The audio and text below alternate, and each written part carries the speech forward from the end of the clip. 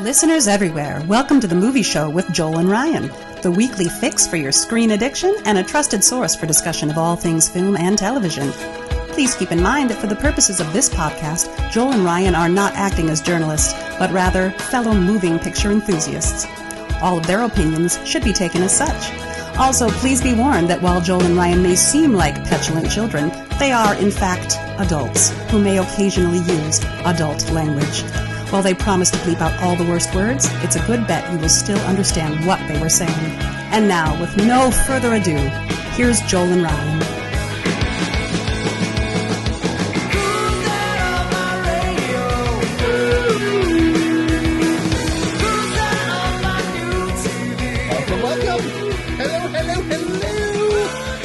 Welcome to the Movie Show with Joel and Ryan. I am Joel. And I'm Ryan. And it is episode 4. You're back for more.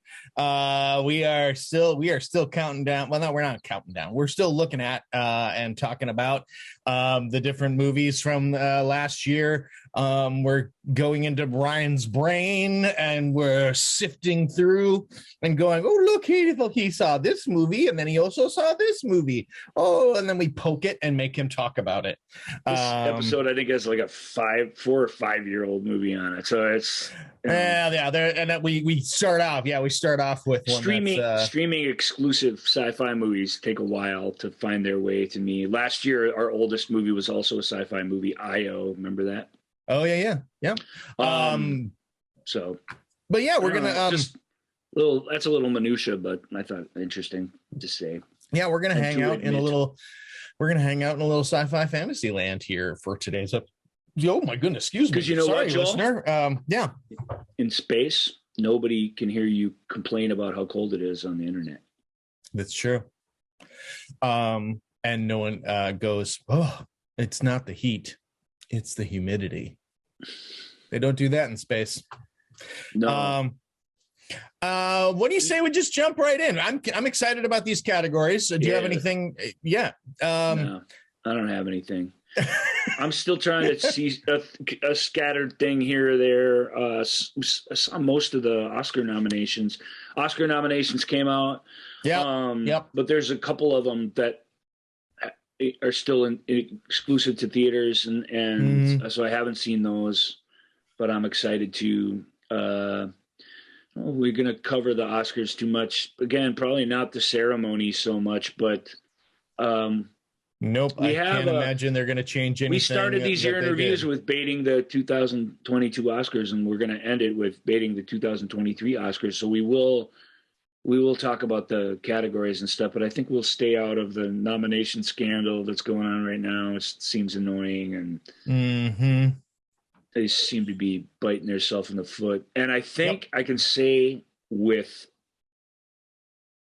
nearly 100% commitment that what I'm about to do right now, which is mention the Golden Globes, will be the last time we ever do it on this show. The Golden Globes are a joke that you're playing on yourself because celebrities go to it. They're not legit and have never been thus. So time to treat those like that. Yep. And there is a Razzie scandal, though. Let's shit on the Razzies a bit before we start the show. Oh, I love it. I didn't know that. Oh, yeah, absolutely. I hate the Razzies. Yeah, they nominated the young lady from Firestarter. She's 12 years old, and they nominated her for Worst Actress. And first person to come out, or maybe she's not the first, but she came out really loud and clear, was Drew Barrymore, of all people. She came stomping into the fray going, this is nothing more than just dirty, thoughtless bullying, and you guys are a bunch of jerks. Although I have to say, does it take them kicking a kid or kicking a puppy for you people to realize what just sort of awful things the Razzies are? They've always been awful. These guys are just not our friends. They're not our fellow film fans. I don't know what they are. They're just terrible.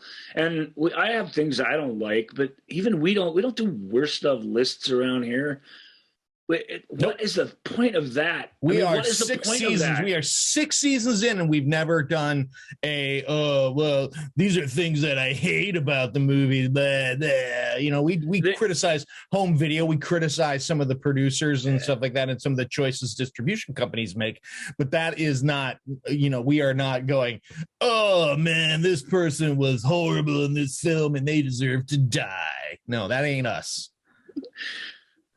Yeah, so I don't know. I mean, I have my sort of dark side that comes out every once in a while, but it just, and everybody does. I get that, but that's in the context of discussing stuff. You know what I mean? Mm-hmm. Or or at least if you're not going to bother with much context, at least award the things you're enthusiastic about. What is the, I hear that all the time. Movie people on the internet, oh, we got the Razzie, whatever. I don't care about your Razzies. Razzies is even worse than the Globes. It's just two guys in a room deciding things that are the easiest things to rip on. Yep. They're like the TMZ of the film industry, and they're terrible. They're just every written piece of discourse by them is awful. Like they're not even good at what they do, and they can't explain themselves very well. They're like a couple of gossipy old women who just come out once a year to poke people. And yeah, if it's Tom Hanks and Elvis, okay, I guess poke away, he can handle it. But and I think that this kid, I don't think people are giving her enough credit. She can probably handle it too. I don't think kids her age give a crap what the Razzies think. So I guess as a species, maybe we are making a little bit of progress. But I don't know. It's just if we're talking about the Razzies, it's mean spirited, and I have said this before. The Golden Globes, the only reason they were ever not relevant, but the only reason why they ever became successful is because the Hollywood Foreign Press, the Golden Globes, managed to always every year sort of get the spot. They would announce their awards. They were the last awards show before Academy Awards ballots were due. Yeah. And so it was the last chance for people to lobby and try to, campaign to get that Oscar nomination. And so it was, and so studios would try to, would trot their stars out saying, you got to go to the Golden Globes. You got to go do all the interviews. You got to be nice to the Hollywood Foreign Press, these 38 or whatever people. Because it's a stepping stone to getting you the real hardware. Because if we do that, if you can get a Golden Globe, people will go, oh, they got a Golden Globe. Well, I'll just put them here for a nomination for an Academy Award. And and so Golden that's Globes the only reason. The voting block of the Golden Globes is made up. It varies year to year, but it's made up of about 80 people and has always been. Yeah, that's it. And that was one of the big. It's just 80 basically Europeans who cover Hollywood for their local papers, and they decide on this. And I'm not saying they can't have their awards, but that's why the Golden Globes treating them like those 80 people's opinion really mean much. And that's why there was no Golden Globes last year, is because 2 years ago they were like, hey, we all know that this is literally like 80 white European men, right? We're just all cool with that and everyone was like, oh wait, what? And so that they can't help that they're European men, but I mean, the lack of diversity amongst the voters is like, I don't know what you do with that. Well, they changed. I mean, that was why they tried to have this triumphant return. And he, the guy who hosted the Golden Globes, I saw his little clip, Gerard Carmichael, he was like, yeah, they called me and, said, hey, we'd love for you to host. And he's like, yeah, what a weird honor to ask me to be the face of a racist organization. Huh. Interesting. I'm not. I mean, I hate to trot out that it's racist just because they're white guys. Look at any old newsprint. I mean, who are the film critics? They're not women typically. They're there, but that's just how it's always been the case. Even these little blogs, you find a lot of ladies, and we've met several really great film analysts and historians and critics in our travels, actually. But so I'm not saying they aren't. I'm saying it's always been predominantly guys who want to stick their opinion out there. Our show is no different. So I don't hate them for that. I just hate it. It's this tiny little exclusive group. When the New York Film Critics, New York Film Circle, or the LA, there's these little groups that give out their little awards. The whole world doesn't show up for them and treat them like they're the thing. They read them. They're impressed by them. If you win, you feel happy. Those are little cabals of a bunch of white guys too. So I don't think that makes them necessarily racist, but I don't know. That's one of the places where social media platforms, Twitter, TikTok, Instagram, they potentially can democratize a little bit this sort of thing. I through TikTok, I discovered one of my favorite reviewers and movie content people.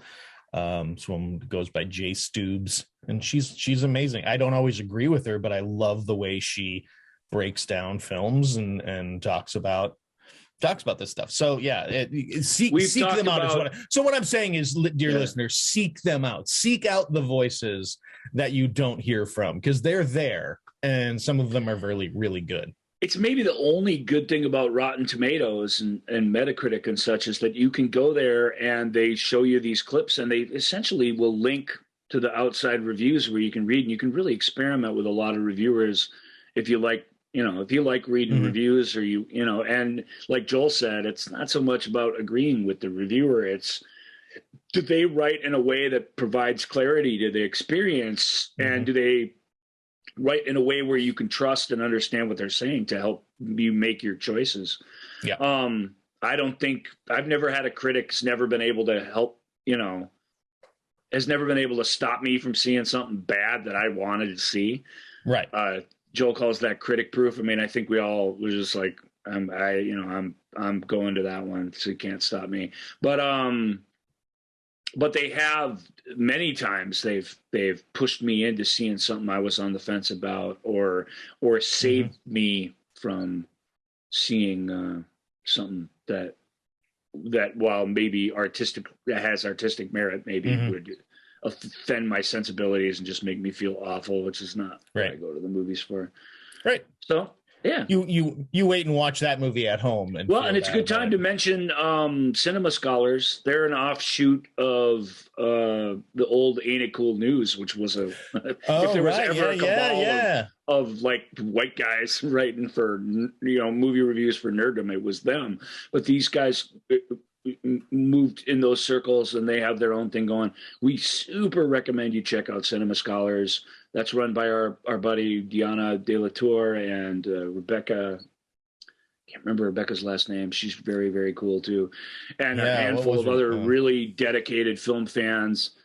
Whether they don't have an agenda that I can tell, but it does have this great sort of feminine bent to the way they cover things, and I love it for that reason, because that's in white guy suburbia, you forget, unless sometimes you got to make an effort.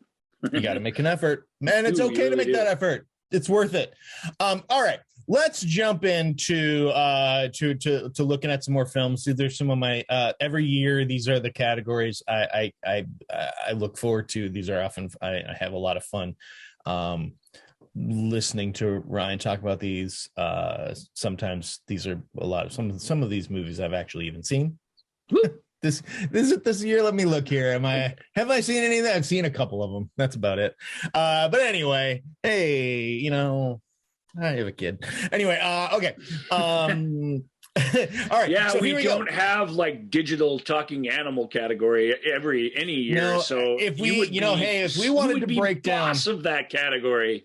If we wanted to break down Bluey episodes, if we wanted to look at the best YouTube videos featuring Harley Davidson motorcycles, I'm your guy. The best version of watching Neil Diamond's Hot August Nights in concert. I could also review that for you, and talk about that. But some of these movies I don't get much of a chance to watch. But anyway, that's me. That's my thing. Well, and when you do get that hour and 42 minutes to yourself late at night, you go screaming right to the comedies. You want to feel good, and they tend to do that. Yeah, I do tend to do that. Don't occasionally often make you feel super good, even if they do pass the time adequately and can be exciting. Science fiction's an interesting category. You know, if it makes you feel too good, it's probably not the best movie in the world, actually. All right, so here we go. It is part 4 of the year in review 2022 and 2021 and 20, and there's even a 2019 in there. There we go. Nice. Okay, first up is a movie called I Am Mother. Truly a pre-COVID movie. It's first of the year for this list. That's where I demarcate things. This was What did our buddy Gus say? He said, the Domino's online pizza tracker has showed that we have not only survived in this post 9/11 world, but we have thrived.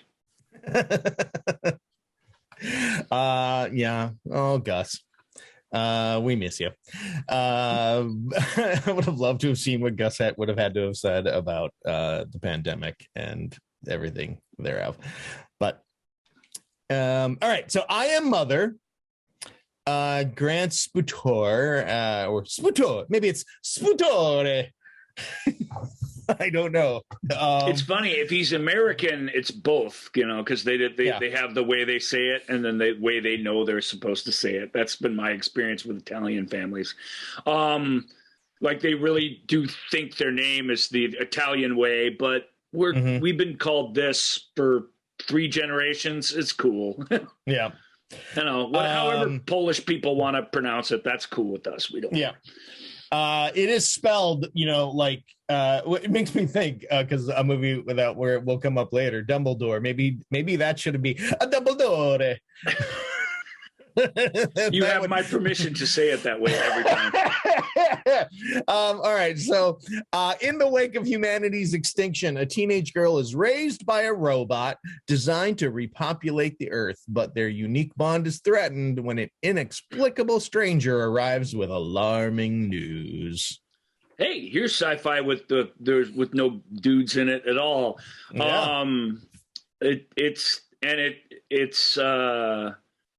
And it's great. It is what you think, and it isn't at the same time. This film, like we talked about a couple last week when we talked about suspense movies and thrillers and such, where this has the one too many or even two too many reveals at the end, where it crosses that line where you start to get a little exhausted by them instead of exhilarated by them. But for a modest film that takes place mostly in one interior, it looks great. The set design's fantastic. The robots are awesome. They interact with this kid that stars in the thing in extremely believable ways. The voice work of the robot, who plays the robot, is Rose Byrne. Rose Byrne. She didn't come on set and walk around in the robot suit, I don't think, but her voice talent is actually really a dude. awesome. Yeah, I will give IMDb credit. They give this dude, they credit him. Luke Hawker is his name. He's the guy who clearly did the motion capture and was in the suit and all this other stuff. So it's neat. It's a really, really well realized AI character, and that's. For a low-budget sci-fi, if you have that, you have everything you need to feel like it's a success. This has quite a bit more. It's got some interesting tension. The interloper, is it Hilary Swank plays the woman who comes in from the cold and shakes things up? Yep. And I guess we should mention the girl's name. She's kind of the star of the thing. Clara Rugard.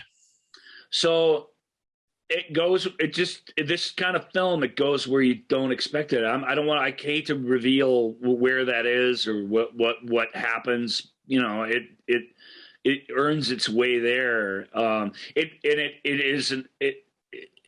Some people, your mileage may vary on this. I typically don't like this sort of thing, but it references all kinds of other science fiction movies visually. It does it subtly, but it does it constantly, which is, I don't know, it's always tricky to me. It's like, you really want me thinking about this other way better movie than yours right now? I mean, I always find that sort of weird, but the best review I read of I Am Mother is, you know, a thoughtful,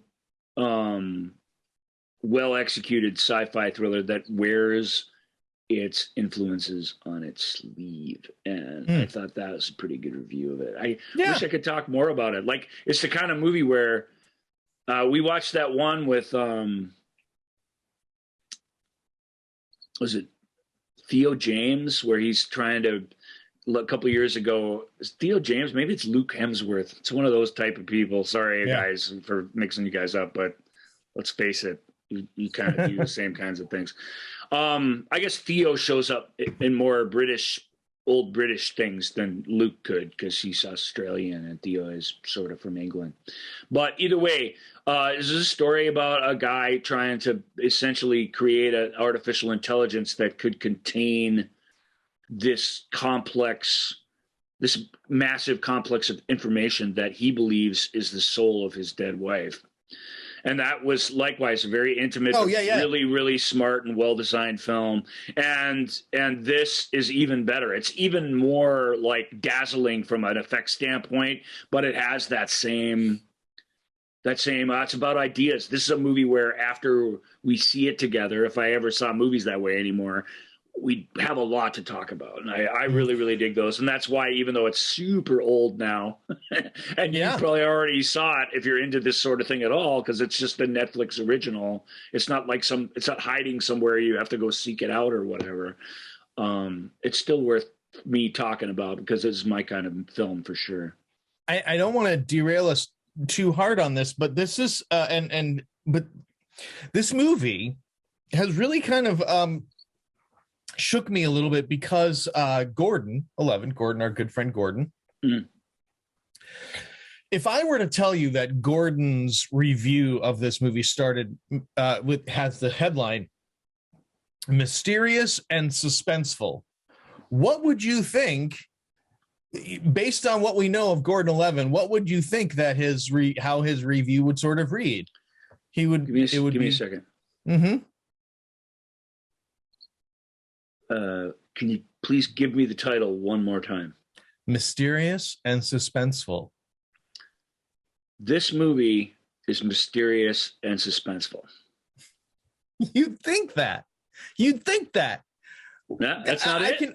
I can read this because it's only like about 4 sentences, but here we go. Gordon 11. The film tells the story of a woman who grew up in a facility with a robot. Her world is shaken up to the core when another human being arrives. The set is sleek and futuristic, which makes the film quite stylish. It's a bit slow, but the story generates enough mystery and suspense to keep you interested. Hilary Swank is great in it. I enjoyed watching it. What in the heck, Gordon 11? Gordon, we count on you to keep things consistent. You threw the template out the window, and I'm like, does that like, I'm sitting here going, does that mean he really he liked it a lot? Because he changed things up. It made him change his structure, or is this what he does when he really doesn't like a movie? Oh man, Gordon has thrown me for a loop on this one. How many stars did he give it? He did not assign a star value to it. So will remain a mystery. Wow. Yep. Yeah. Gordon. It felt like a positive review to me. It feels like what I said. It feels like he actually was like, well, let me think about this a little bit. Let me put into word. Let me use my words. Let me use all the words and see if I can find, instead of just going, this film makes you feel very suspenseful and it can be quite mysterious. No. All right. Let's move on before my head explodes off of Gordon just taking me for a ride there. All right. Next up is a movie from 2021 called Warning. Oh yeah, warning. The meaning of oh boy, the meaning of life is explored through multiple interconnected lives set in the near future. Is that what you did? Explore the meaning of life, warning? That's apparently what You sure that's what some you big pulled fan off? of Agatha Alexander decided to but it's got Thomas Jane, Rupert Everett, Alice Eve, Patrick This has nothing to do Schwarzenegger. with anything, but only thing that made me think of it was it my reaction was, oh, warning. I read an interview way back in the day with Ray Liotta, and it was one of those let's quick talk about a bunch of movies that they don't ask you about. You know, let's not talk about Goodfellas or whatever.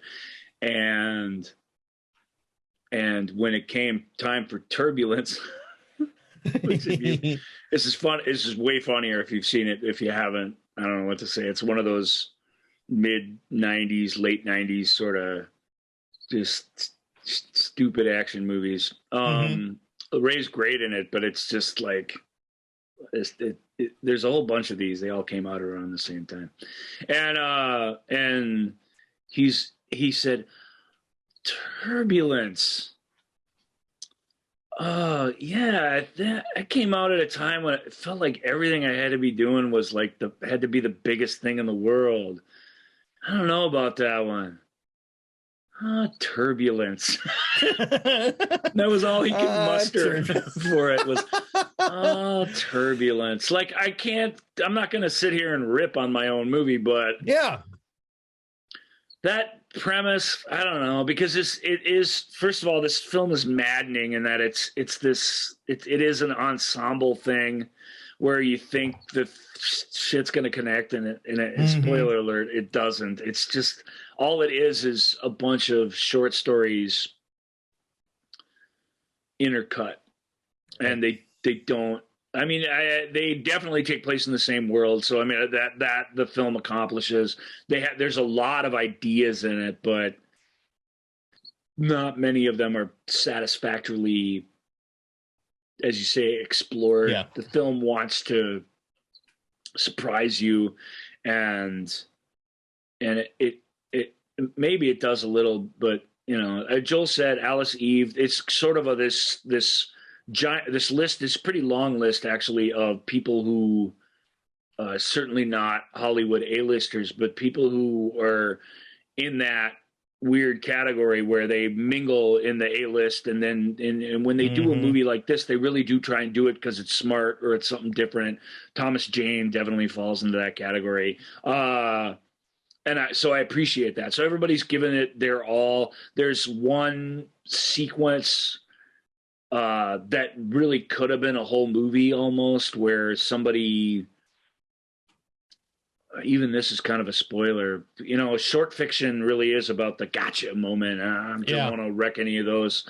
But it's a story of this woman who basically rents out her body. It gets taken over by someone else's consciousness for a couple of days, and then they go back to themselves. And there's this great moment where the person who sets up the procedure is in this hotel room talking to the guy who's going into the body of this young woman, and she's like, and you're responsible for your own body, by the way. We're not going to help you with that, so don't forget, when you're out living her life, this guy's back here, and if he has any problems, you have to take care of it. It's just weird, and that's what weird and wonderful thing about science fiction. That story had some potential, but even that one was like, I don't know. It's because it's a gross, icky idea, and that wouldn't necessarily have to be so, but is just because of the way we are. So maybe they did explore humanity a little bit. Yeah, maybe. I don't know. Alice Eve with the Alice Eve plays this upper crust lady who her whole life revolves around like a Siri, like artificial intelligence that she gets at odds with. Thomas Jane was a lowly maintenance worker out in space who gets detached from what he's working on, is just floating free through space the whole movie. It's some cool ideas, and I admire small science fiction, but this film, it's hard to explain. It's probably the comedic elements where I'm just kind of like that keep me at bay, because that's right. You can do that, but that it's not a funny movie. So when there's a lot of comedy in it, it tends to feel dark and gross, and but it's not a gross movie. And on a budget, it really does create a version of our world that does feel like it's in the future, which is cool. Yeah. All right, let's move on to Rubicon. Let's see. Yeah, Rubicon. Okay. Rubicon. Yeah, Rubicon. Rubicon. Rubicon. Following a catastrophe. Okay, words. Here we go. Let's use the brain here.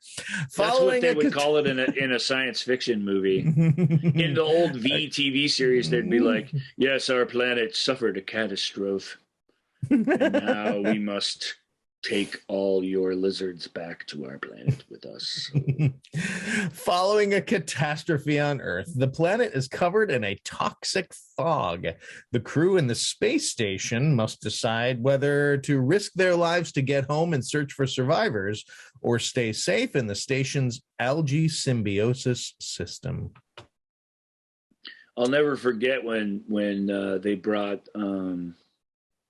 the actor back to V, the series, the guy who played Martin. Martin died, spoiler alert, for V in the first episode of the show, which was one of the many sins of that episode.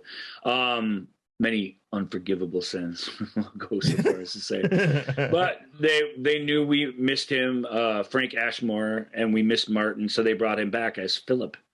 And they're like, "Hey, you look just like Martin, even though even though your skin is fake and everything or whatever." Like, they didn't get into what he actually looks like. It's not even what he looks like. And his answer was, yes, he and I went through a metamorph. A metamorph. A catastrophe reminded me of a catastrophe. And that's it. We're all like, all us nerds at home are like, yeah, metamorph. I could see that. Oh, yeah, of course. Every once in a while you go through a metamorph. Sitting there making excuses for V the series, V the series does have a very, not to go totally off the rails, but it is sci-fi related. V the series has a very, very good Christmas of 1984 episode where at the end, Michael Ironside gets dressed up like Santa and gives presents out to orphans. And no one. And I say that unironically. It's by far my favorite episode of either series. It's really pretty great. Well, that's good. I do love the idea because no one embodies the cheery, bowl full of jelly spirit of Santa Claus more than Michael Ironside. I don't disagree. So everybody cherish Michael Ironside. He won't be with us forever. All right, so let's go back to Rubicon. Oh, no, Rubicon. Rubicon with the catastrophe on Earth. It's one of those movies where when it's over, there's nothing left to discuss because the characters discussed it into the ground, basically. Sure. It is what it says. It's got really good. There's a really good spaceship docking. Again, what's the name of this category, Joel? It is little science fiction. This is little stuff. So when it accomplishes something even remotely dazzling, it really is, it's worth mentioning. And when it does it, and these stories all have to have way more to them than that, because they can't spend the whole movie dazzling you. They can have a couple of moments, and that's pretty much it. And even sometimes that's hard to pull off with the budgets that they're working with. So this one does. It has a really neat docking sequence. Although these characters, it's weird. It's sort of semi-international cast. I think only George Blagden he's an Englishman. So I really thought when I popped this in that it was going to be in Swiss or German or something like me, because it's a European film, but they made it in English so that it could get wider distribution and be seen by a lot more people. That works, but it also makes your movie, it makes the niche thing about your movie that could have made it feel like a classic, like not. Whenever you take a particularly a European movie and do it in English, and this happens with some regularity, something happens to it where, I don't know, it's hard to explain, but I can only say that because there's nothing wrong with the English in it or the fact that they're speaking English. It makes it like, it's like the voice of the author gets distilled in some way that, that it makes you feel at arm's length. This is Rubicon's super aloof. These sciencey people are super sciencey, and they debate the all the ethics and stuff of what they're doing, and their dilemma is real.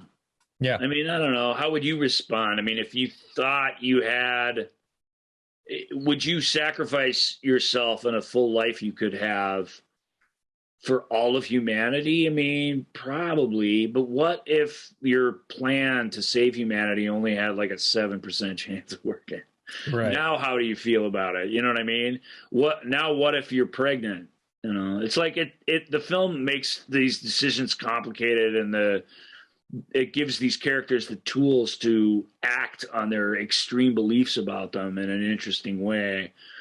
But it has a very old Russian feel to it, where it really is it's a debate movie, and that keeps it from being super emotional. In fact, it's hard to get on. It's weird. It's great that the viewer is conflicted, but it's hard when we don't feel like any of these people are articulating what we think. You know what I mean?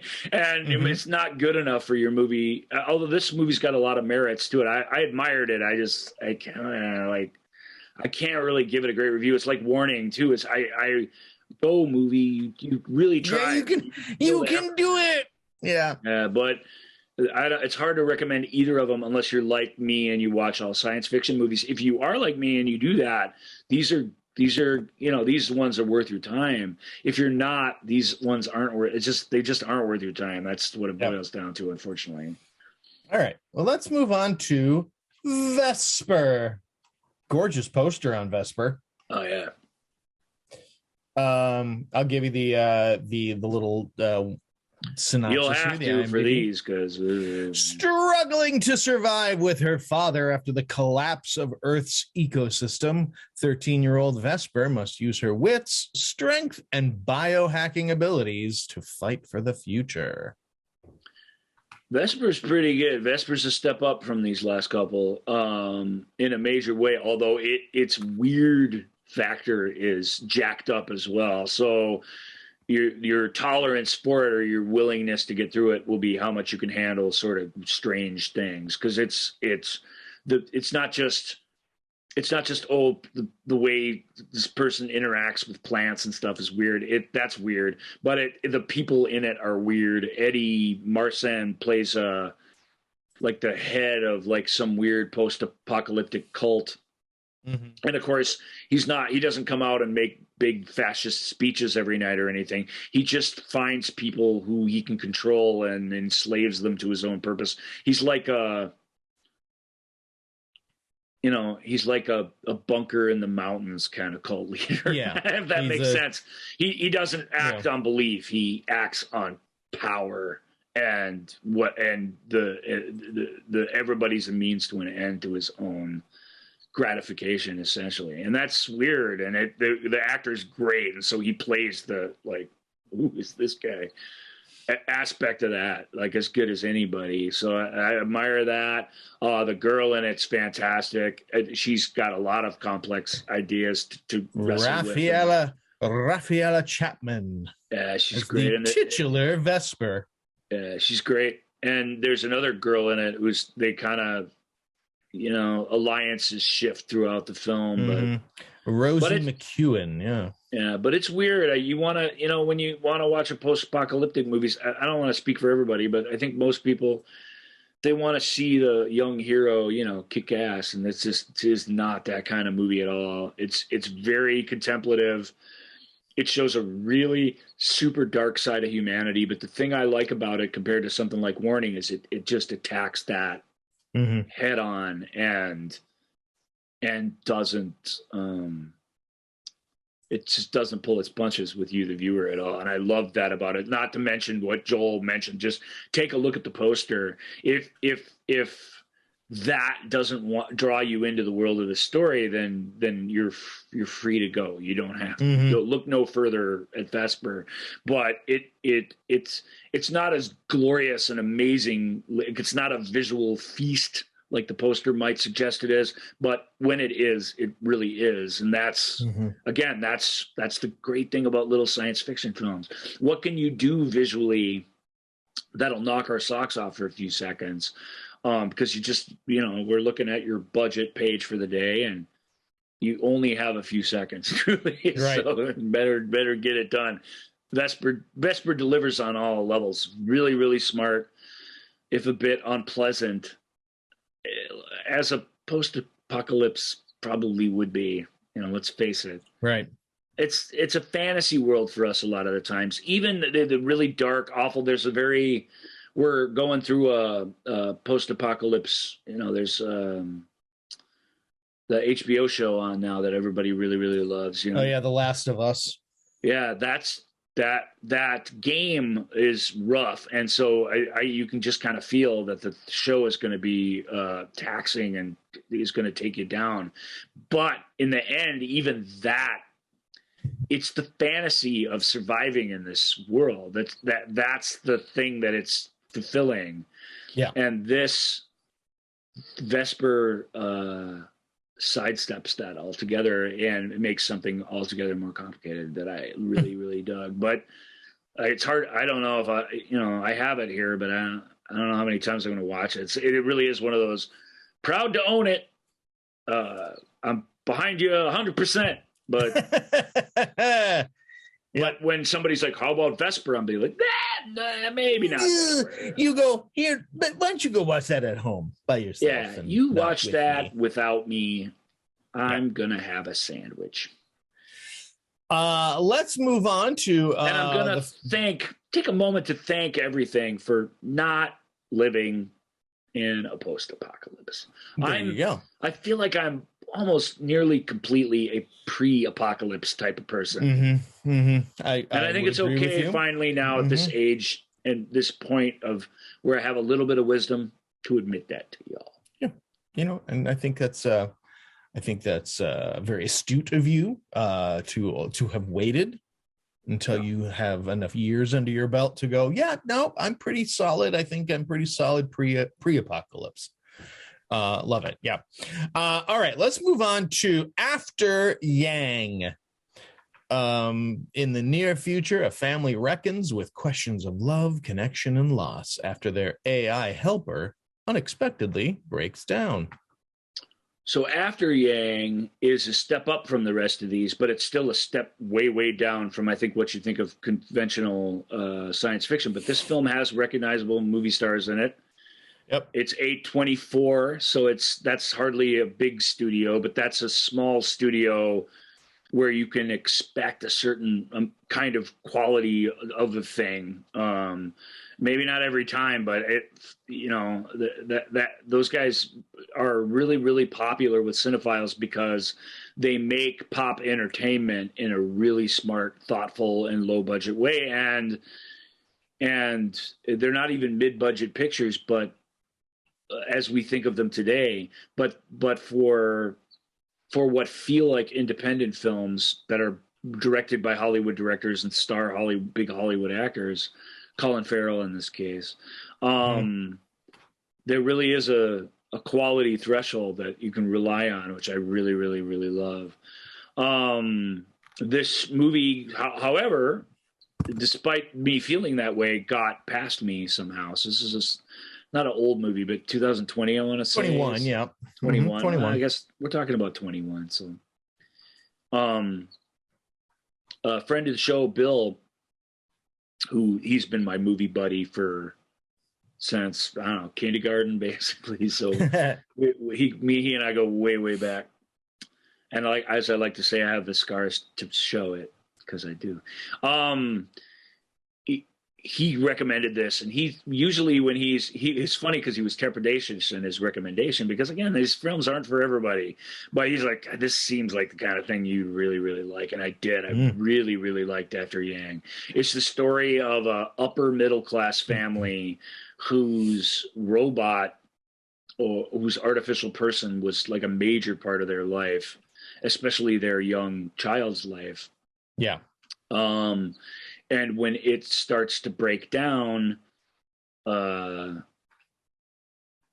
she's desperate the little girl is desperate to see it get the care that it needs, like it was a person. A problem is these things aren't designed to last. The way to get them fixed, if you don't get them fixed under their official warranty, is sketchy. Our hero, who really is sort of okay with parting with this thing, but is carrying out the wishes of his family, stumbles into what might be part of a greater mystery of who this person was, this artificial person was, and is compelled to investigate it. And when it comes to exploring humanity through science fiction ideas, so good. So good. Exploring grief, exploring how we recognize our collective humanity in each other. It has this fantastic, again, I don't want to call it futuristic, but it has this fantastic, like, scenic design that really does make you feel like you're in a near future. The robot characters are really, really interesting. The different people from the guy in the illegitimate workshop who will do this and so to your, will hack your artificial person and get you back going for, a fraction of the cost, all the way to the people who, when these things break down, sort of in a almost worshipful way, try to preserve the essence of their memories and their experiences and save them.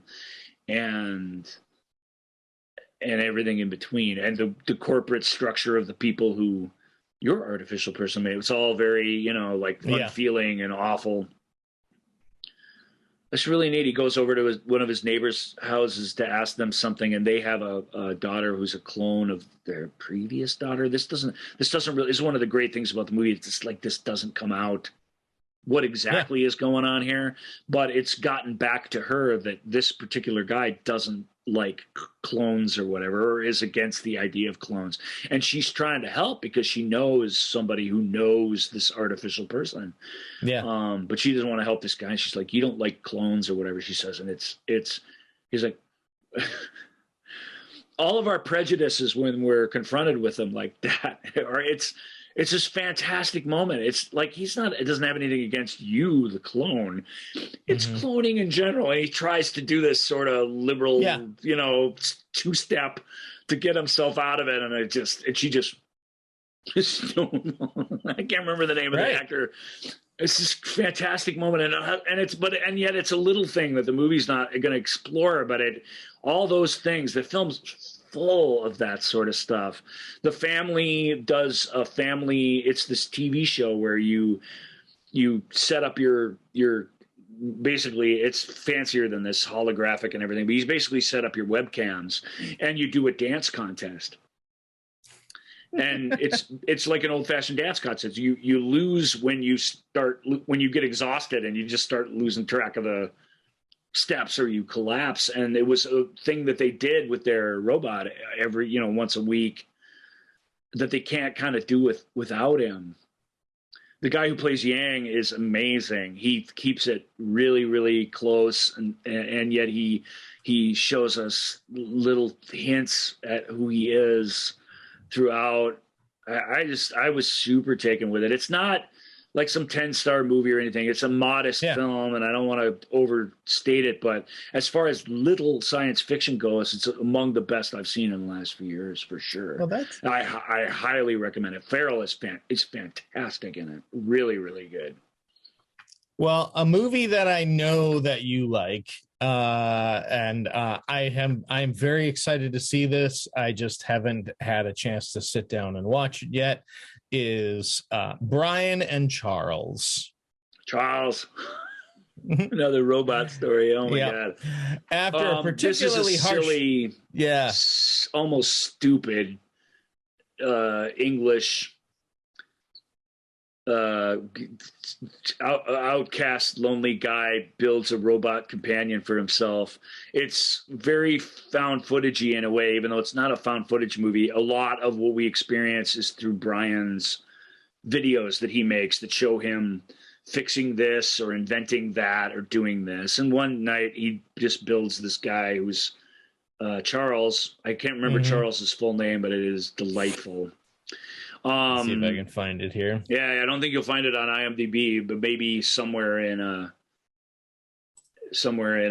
deeper review. He gives himself a last name, and it's fantastic. And the guy who plays Charles is so good. And so he basically builds a robot, and the robot, very quickly gets his own idea about things. He's very childlike, and yet he's got a lot of different unique capabilities.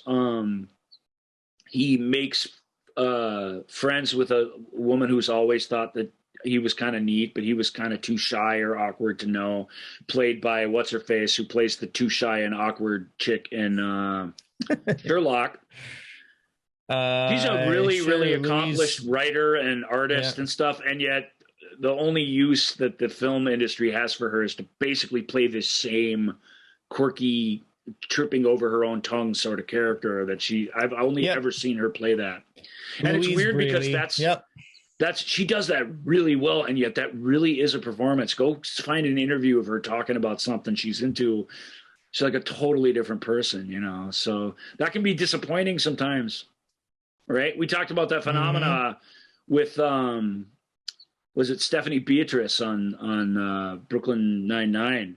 Yeah, where that person she plays is this invention. It's just, she's nothing like that, and she says it's cool, but it sucks to meet people who are a fan of your show and to repeatedly see the disappointment wash over her that you are nothing like that person. Like that person's not here.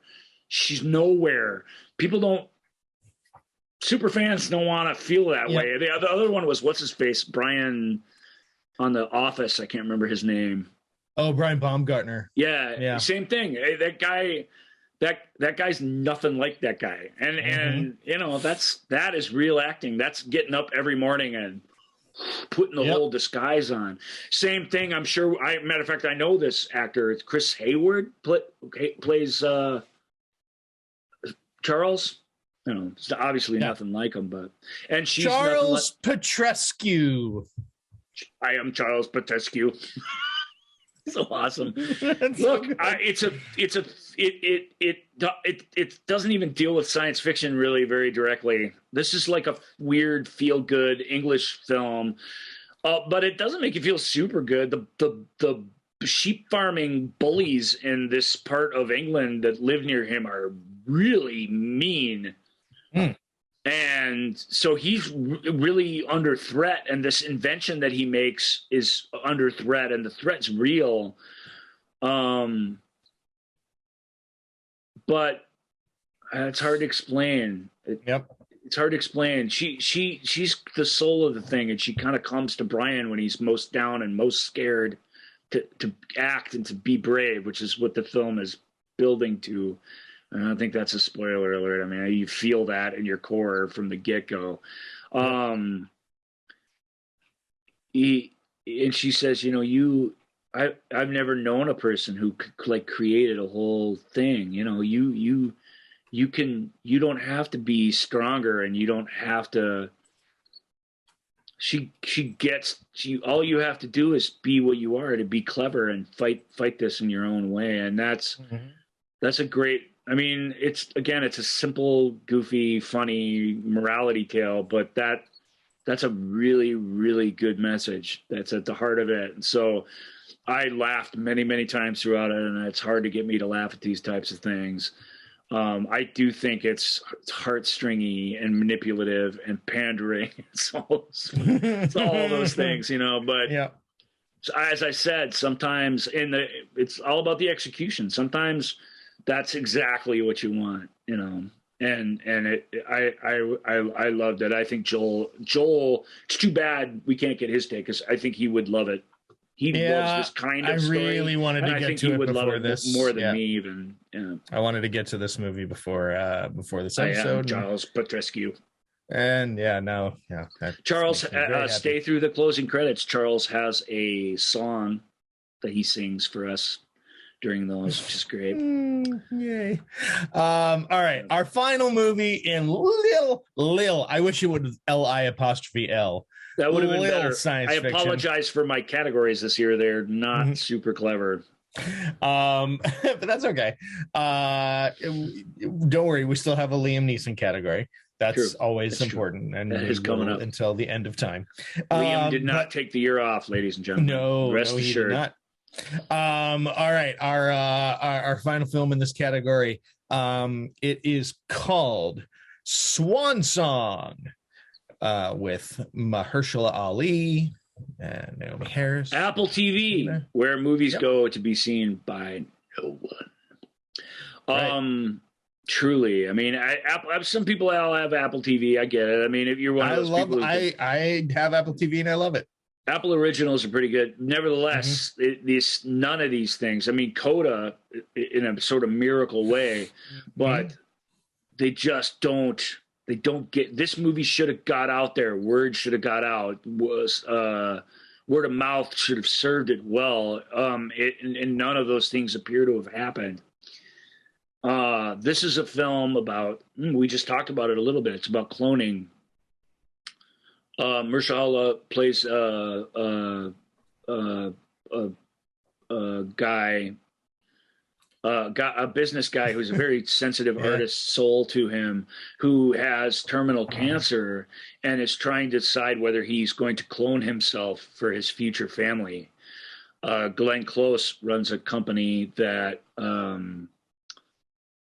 does that. It's very much in its beta stage, so it's been tested a lot, but it's only been implemented by one other person. He would be the second. And a big part of it, and the only way it works, is if you don't disclose any of the details to your family. They can't know they're getting a clone, or psychologically the whole thing basically breaks down. Right. So he has to keep it a secret. That's part of the covenant between him and this high-tech place that does this. And, of course, they really want him to do it, but they're also very brutally honest with him and put him through a lot of tests. There's fantastic scenes where he meets with the first woman who agreed to do it, and she's dying too, and she's like smoking cigarettes and is really crabby. So she doesn't help. They want, and again, it's that kind of thing. Is that Awkwafina? Is that Awkwafina playing that role? No, Awkwafina's his wife, I believe, right? I thought his wife was Naomi Harris. Oh, that's right. Naomi Harris is his wife. So you'll have to forgive me. It's shot and made. The story's told in not chronological order, so it bounces around in time. So you see him with people, and then you see him meet his future wife before his kid arrives and stuff. So it's all kind of mixed up. Awkwafina, maybe it is Awkwafina. I don't know. I'd have to see her to know. Sorry, I don't think so, though. Okay. She's like an Asian American woman. I don't know her. Yeah, name. That's Awkwafina. Yep, that's Awkwafina. Yep. She's fantastic in it. So if it is, great, Awkwafina, good job. She's like, did you see her? She's like, she made this choice for her family, but you can just tell she resents the hell out of this clone that is her. These clones are very convincing, to the point that the movie, like if they walk around each other in circles wearing the same clothes, we would lose track of who was the person and who wasn't. Yeah. Only they really know. So great chance for dual, acting and stuff, and all these little challenges that are pretty easy Parent Trap like tricks that we can pull off in a simple movie these days, digitally with ease, but are kind of amazing things. Mahershala and his clone get into a big argument, and it ends with the actual guy having an episode due to his cancer, and that weird thing, you know, between brothers where you just they're at each other's throats truly in the scene. And then when you see him get hurt, he immediately rushes to assist him and help him. And the movie's like that. It just keeps you emotionally off base. And wow.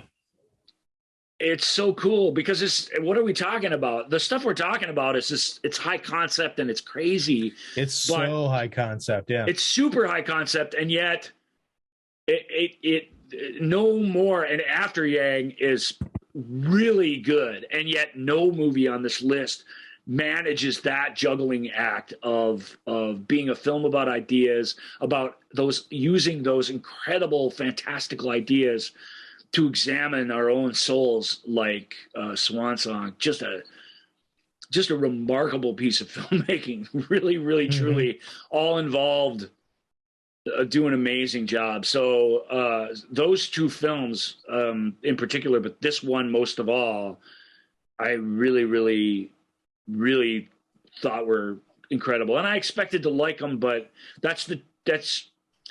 and the weird thing is that's why I watch them all, because you never know which one's going to get you. You really don't. Right.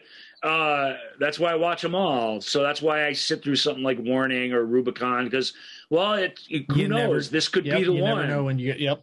And as I say, if you watch a ton of movies and you like science fiction a lot, these sorts of things, you should always be looking for the little ones. Swan Song's fantastic, man. It's so good. Very cool. I will definitely check that out. Okay, well, speaking of like, you know, looking for the one and always trying to find that, you know, speaking of masters of subtlety and just really trying to get it as we get into big science fiction here. Big science fiction.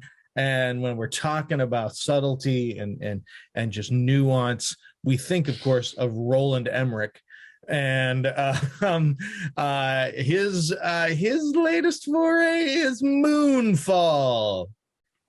Remember when Moonfall came out? It was just a year ago, right around now, but it seems like a lifetime ago.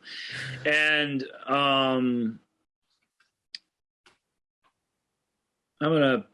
friends of the show had an online conversation. If either of them are listening, just for that reason, I will disguise who they are. But if you're a longtime listener, maybe you can figure it out.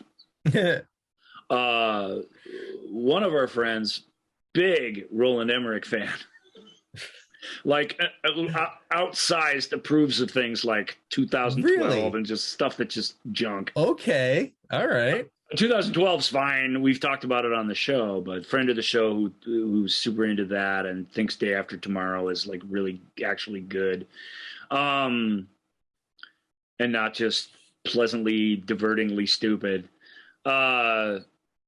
Hated this. Turned it off after 15 minutes. The effects were terrible. Everything's bad out of it. And then went online to tell everybody. Hated it. Dismissal. And another friend of the show, who remained nameless as well, said, I don't know. I think you should probably, relook into that. It's actually a great story about how the savior of the universe can come from the most unexpected place, and how even the smallest among us can accomplish great things and stuff. And just went off on this whole, like, is that what it's about? I read, but that made me, and other friend of the show was like, that's Patrick Wilson, and I'm not going to watch it.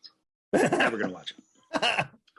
So anyway, it's fun. I got to experience a bit of this discourse until Thanksgiving rolled around, and I actually watched Moonfall out there amongst our pals. And I hate to say this because I admire you all a lot, but you were all wrong about Moonfall. No, if you showed up for Moonfall and you couldn't get through 15 minutes of it, the problem's you. It's not Moonfall at all. Moonfall, delivers the same dumb crap we've been seeing from the same group of people for however long. And is it as good as 2012? No, but it is. Is it some horrible thing that just fails on every level for the first 15 minutes or so painful you have to turn it off? Absolutely, it is not. Very few movies are that, in fact. So I don't know where that comes from. That's crazy. Also, with respect to our second viewer, who I apologize for the impression, but I wanted to get a little flavor of who that was in there because when I read it, I read it that way in that voice. You know, I heard my friend's head in my voice, in my head.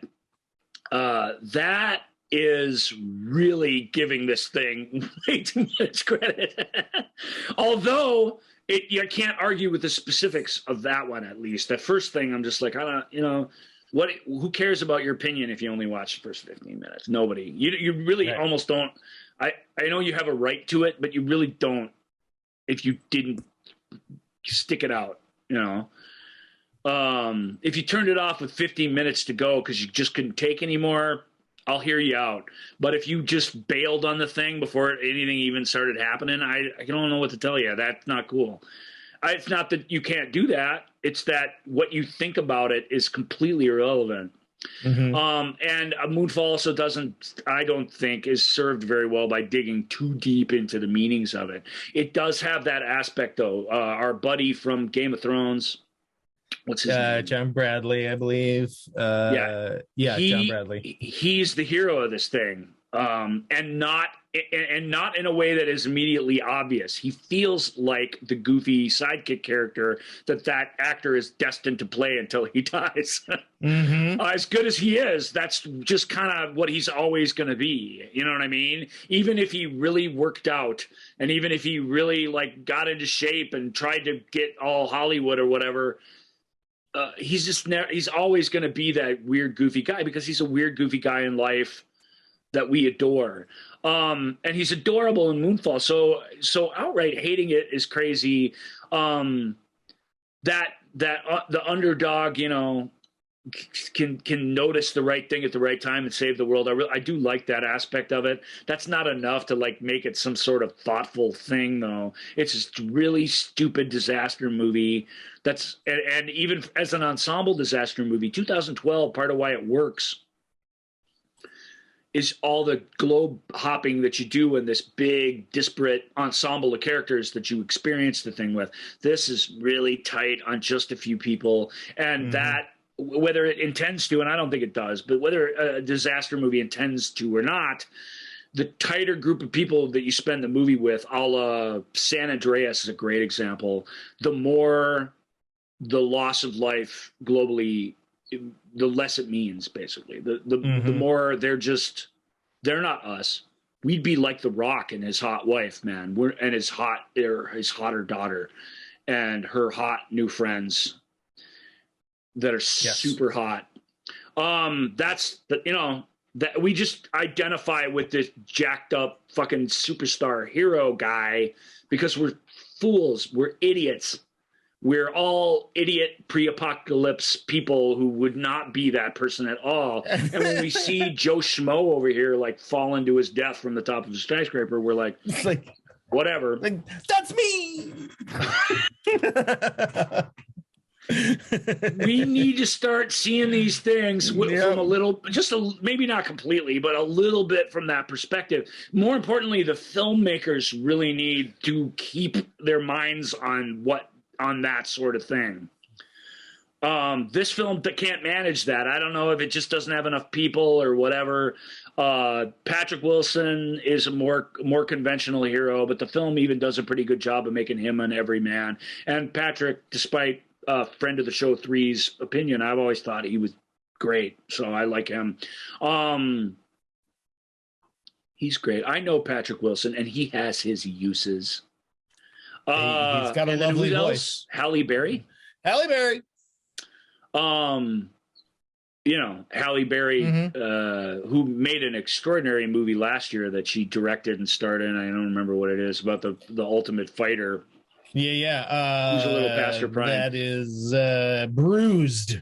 This gig likely paid for that movie. Yes. So, and it feels like it. It feels like, well, if we're going to do that garage extension this year, I better get myself into Moonfall. And unfortunately, Halle Berry's like, you know, she's great, but she's in that weird spot where, you know, when she goes for the big blockbuster, it's probably not like the latest Marvel movie or whatever. It's going to be something like this. It's a huge independent production. The destruction is massive. The effects are a little dubious at times, but once they get into space, spoiler alert, in the last act, there's a sort of sci-fi-ness to it that that helps to redeem the experience. But just, you got to know, Roland Emmerich at this point, he don't even want, and if you feel it when you're watching, you don't want to be making this kind of movie anymore.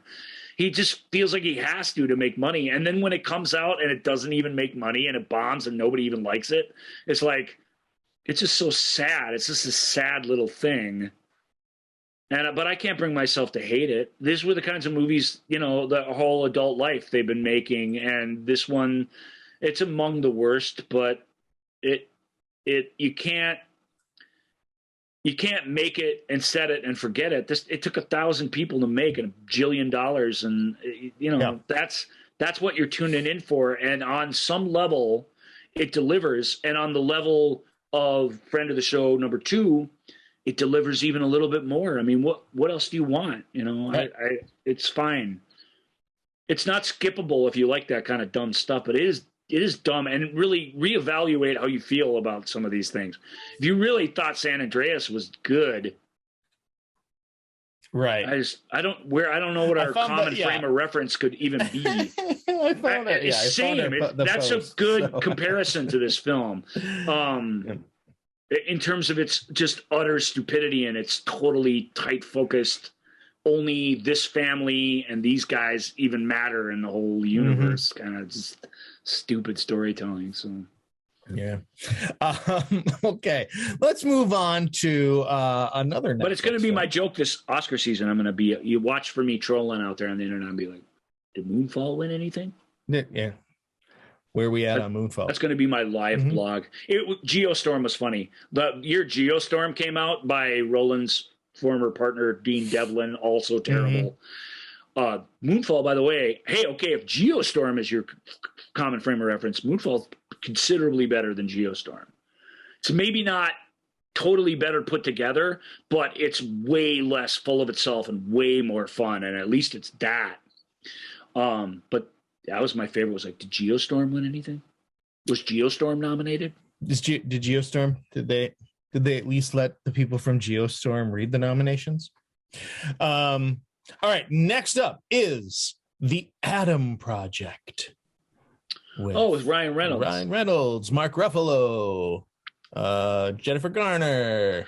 You guys all saw this one, right? Ryan Reynolds. You all were there on day one. It took me weeks, months to even go, can I sit here with Ryan Reynolds for 2 hours? Like it takes a lot for me to get geared up for that. I have to talk myself into it.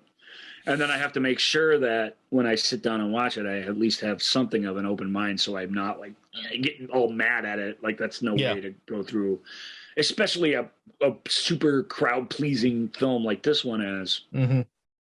Yeah. You want to read the synopsis? I mean, I think that.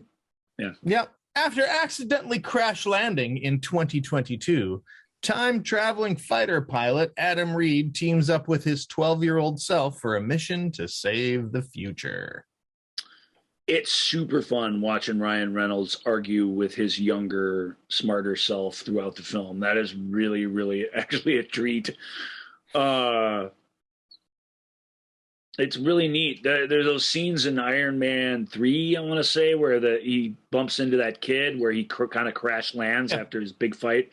Those are the best scenes in the movie, and the payoff for those scenes at the end just makes your heart swell, which it's not that kind of movie, and yet it pulls off that neat little trick that I really, really dig. This guy, because Iron Man, Tony Stark, sees in this kid a nugget of himself. And while he has enough self-hate that it makes him be really mean to the kid the entire time, he also wants to nurture the side of him that he's most proud of him and stuff. It's psychologically complex and really interesting. And this film's like that, carried out on a grand time travel adventure, scale. It's really, really fun. They bop around in time together to solve a bunch of time anomaly problems and blah, blah, blah. They're like, the plot is whatever. Yeah. Because as smart as it is, it's not technically a smart movie. Way smarter than something like Moonfall, but, but that sort of like this great moment where Reynolds barks at the kid for being mean to his mom, who's basically a single mom now and is doing her best. Stuff like that, that gets to you, and you couldn't do that if you weren't in a time travel adventure. Right? And that's what's neat. That's what's neat about all these things, It's definitely a movie about ideas, but it is what it is. It's Ryan Reynolds. It can't not be a big wisecracky blabbermouth thing, which it is, and it can't not be a super hard tuggy, absolutely over the top. All the bad guys have something bad happen to them. All the good guys live free and happy forever, and it just is so obvious in every way, and yet. Like I said, I enjoyed it because because they really reaped a lot of cool interpersonal drama out of the concept, and that's all I ask, and they did it, so I can't complain. Yep. Yeah, I mean, I can't add anything to that. It was, it's fun. It's a fun film. It's just a little bit more than fun, which is again that's it's more than you get a lot of the time. Mm-hmm. All right, let's move on to there's really no easy way to just transition into a movie called Spiderhead. Spiderhead really goes more in the little sci-fi section, honestly, but it kind of doesn't. It rides the line a little bit. Spiderhead came out a couple weeks after Top Gun Maverick, is made by the same people, which you will not know when you're watching it, but you may know it if you've seen some of this fellow's other films. Oblivion, I can't remember his firefighting movie, which also we're talking about Kaczynski. Joseph Krasinski, Joseph Kaczynski. So we got Oblivion. We got I believe that was is that Only the Brave? Is his Only the Brave. Yeah. Tron Legacy and and I Tron Legacy's good, y'all. I don't know, that's really good. That's a movie whose goodness went right over the heads of a lot of audiences in a way in a similar way. I think the Matrix sequels' goodness is. Also do, and I think that movie gets better every year since it's come out. They're trying to make a new Tron movie with Jared Leto. Good luck with that, ladies and gentlemen. That's got some good people attached to it, and I like Jared apparently more than most of America. But it's just getting the tone of Tron integrated into anything you think that you're going to do is tough. It was, it's tough. And he managed that. He managed to give you a sequel that was digitized, that was amazing, that took you back to an amazing world, that took all the concepts from the original movie and expanded upon them philosophically and interpersonally. I mean, I just don't know what else you could have wanted from that thing. Sure. Just not to mention Daft Punk. Holy good Lord in heaven. Yep. It's so good. The music for that should have been nominated for an Oscar, and really, I don't know what won, but should have won. That music is amazing. So back to Joseph's current thing, Spiderhead, which is terrible. Spiderhead. Yep. Spiderhead. It's the only movie of his I actively didn't like. And, really? Oh. Yeah, and I didn't like it because I just didn't like it. Ew, ick. The movie's is icky. It's about these people who are on this weird island facility, and they have this sort of drug-induced.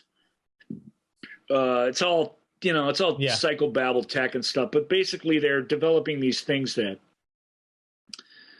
change human behavior. Yeah. And so these characters, Teller mostly, but there's a handful of others that we meet at different intervals. They're just rats in a maze, essentially. And and the stuff they're made to do to each other, and the way their own personalities are sort of betrayed by these experiences, it's just icky and hard to watch. That is what the movie's about. So I don't want to be like, oh, you're terrible because I mean the movie isn't exactly pro this experiment. Yeah. Indeed, it's obviously very anti this experiment, but it still holds off to the point that it doesn't want us hating it from the start, and it failed with me. I hated it. I just thought, I hate that. Who wants to see people lose their autonomy and fight each other, or rut with each other, or whatever it is? It just feels, you feel ugly watching it. And Hemsworth, Chris Hemsworth, he's the main guy who runs this facility for this weird shadow company or whatever. Mm-hmm. He's great in it, though, I have to say, because he's like Chris can't play it like a tech billionaire. You know what I mean? Like you wouldn't believe that, and yet he can't come in like a beefcake or whatever either. So what does he got to do? He really negotiates the thing masterfully. So it's a really strong performance by him. I think Teller's always good if he's doing engaging material, which this is. But the film's gross and it makes you feel bad. And I just got to warn you, that's really, and it does it in this gross kind of way. I don't know. I don't know what to say. It's smart. It looks great, as you'd expect from a Joseph Krasinski movie. It's well acted. Yeah. It explores its ideas straight up and fully. I guess it's just my own phobia or whatever. I'm not the only one who hates this thing. There's people out there who can't stand it. I'm not on their side of the rope line, though, where they think it's not worth your time or it's blah blah blah. It's just know that you're getting into, unless you think that kind of thing is like turns you crank, and even then you probably won't like it, because it doesn't come down on the it's all good fun side of things. It's hard to explain. Yeah, it's good though.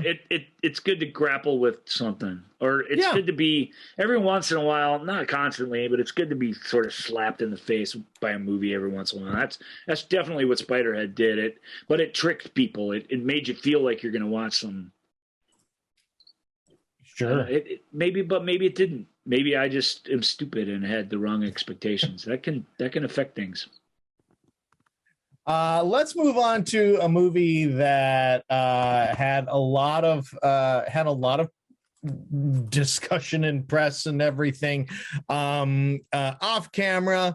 You could argue that all of the stuff that happened in off screen and in Hollywood, all the Hollywood politicky crap about it overshadowed the movie itself, and that is Don't Worry Darling, Olivia Wilde director. And of course, sorry y'all, even putting it in this category is just a pretty big spoiler, actually. Although I think even from like the trailer, or even just the sense of the thing from the poster or whatever, I don't think you think it's really about like a realistic portrayal of life in the desert in the 50s or late 50s amongst these couples or whatever. It is a high concept thing. It's without saying even what it is, because we won't get into that. The way it reveals itself is interesting. It's well plotted thing, but it is sort of a Twilight Zone, sort of Outer Limits idea. Yes. And those sorts of things are always challenged to be a 2 hour and change type of films. Mm-hmm. Warning, sidestep that by just doing 4 Twilight Zone episodes and intercutting between them. This goes for broke in its idea, and the critics who actually watched this with I don't want to say objective eye, because who among us is really objective? I don't think that's a useful word to trot out. But critics who tried to watch it with an open mind, let's say, really did see the joy of it. The design aspects of it are kind of amazing. They really are. It's a really interesting world that the story creates, and it feels wrong from the get-go. And Florence Pugh sort of carries the thing along. She's really, really good in it. Olivia Wilde, who adapted it and directed it, who's also acts in it, had sort of cast herself in the lead as the lead character, and is somewhere in the pre-production process wisely decided that she'd kind of be better off to the side, and that the film would work better with Florence. It would just, with that kind of person at the central. Well, it was a great creative decision. But we'll talk a little bit about the drama. Why not? Let's dive in. We don't do this very often. Let's dive into a little bit about it. First big news was Shia LaBeouf getting fired for being too, quote, confrontational on set. And Shia, partly because he was in one of my favorite films from last year, the Story of a Woman, or whatever it was. That's so good. And just partly because I think he got a totally raw deal here. He's a guy who can't take too many more. He walked off set. He did this crazy thing, like blah, blah, blah. He claims he didn't get fired from this. He quit because he couldn't take it anymore. And he even produced a bunch of emails where Olivia's trying to convince him to stay on the project. There is no evidence that he pissed anybody off, and no actors have come out and said such since. So that's weird. That's how it starts. She gets replaced by Harry Styles, who the person in charge of this big Hollywood project then immediately falls in love with and spends all her free time with, and even some of the time she's supposed to be on set, just somewhere with the other co-star of the film, and nobody knows what's going on. So that's strange. But we've all had our crushes and stuff. Maybe we're not been put in charge of a project of quite this magnitude and then just didn't come to work. But I have to say I'm sympathetic to Olivia, because I think she's a good actor and a good storyteller, that I have felt that, like, all I want to do is just stare at the sky and dream of this person. Sort of. Right. I have gone through that insanity more than once. And so I do know where that comes from. But that didn't help. And then more and more, Florence, who's a really tough and outspoken kid. Sorry if that's a demeaning word, but she's a young actor who just is really amazing. We're going to talk, or did we already talk? We talked about The Wonder earlier in the show, didn't we? Yes, we did. Holy Moses. The Wonder is really, really good. If you can see only one Florence Pugh movie this year. But this movie, it's too bad that all that happened to it, because it's not worth it.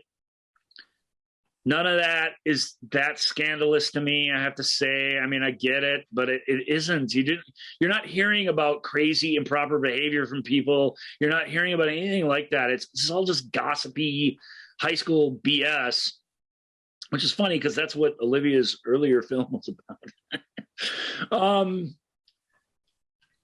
And it didn't affect the movie. In fact, the tension between these people in the movie is palpable, and it enhances the movie, if anything.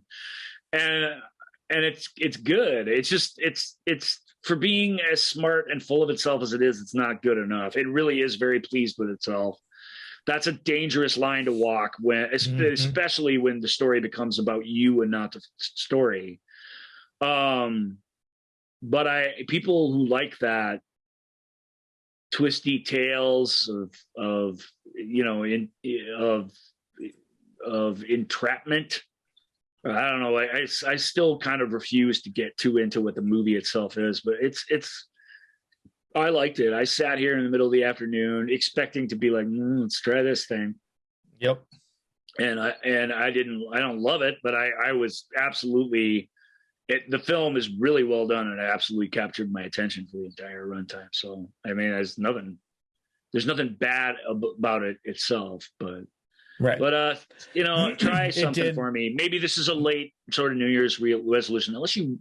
He's had his moments, there's no question, but unless you really hear that he did something terrible, lay off Shia LaBeouf a little bit. He's having a hard time and is really just trying to do his best. The worst thing he's done was doing an autobiography where he made everything up about himself. But hey, check out the autobiographies that are out there. That category's coming. Yep. They don't tend to be super truthful. No. Yeah. I mean, yeah. Yeah. Shia, a lot of criticism thrown at Shia LaBeouf is justified. Yes, but this ain't one of it. This certainly but exactly. This isn't, and a lot of it isn't. We get to the point where we just pile on people. You know what I mean? Tom Cruise jumps on the couch, and it's like, and I'm like, you guys, even if you want to criticize Tom Cruise, there's a lot to criticize. That's not one of the things. What's the matter with all of you? Right. He's just excited to be in love with somebody. Just fucking chill out, America.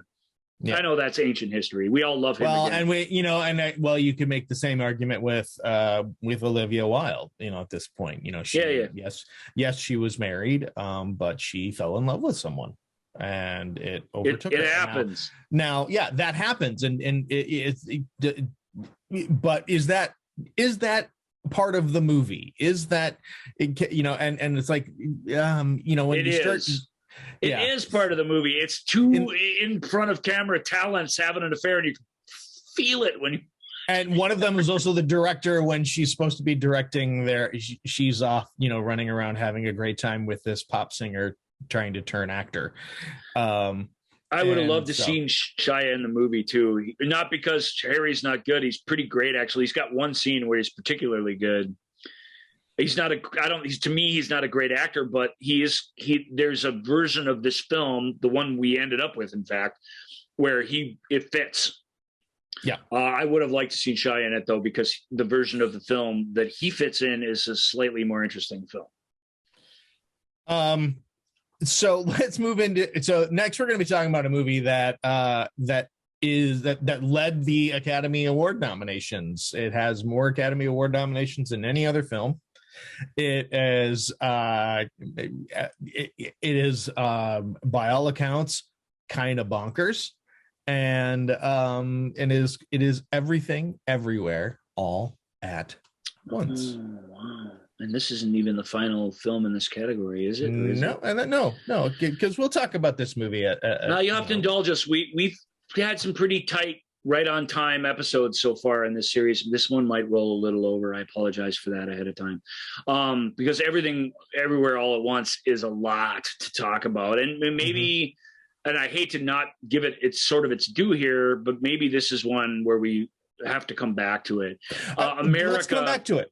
I absolutely want to come back to it because there's a lot to discuss here, and we do have a lot of other things. So I mean, and I think that our listeners would want us to get it. You want to add it to baiting the 2023 Oscars, because that's going to be a monster episode too. Yeah, well, that'll probably be the entire episode is just those films. But I think it because this movie may indeed, it's right now it's the odds-on favorite to win.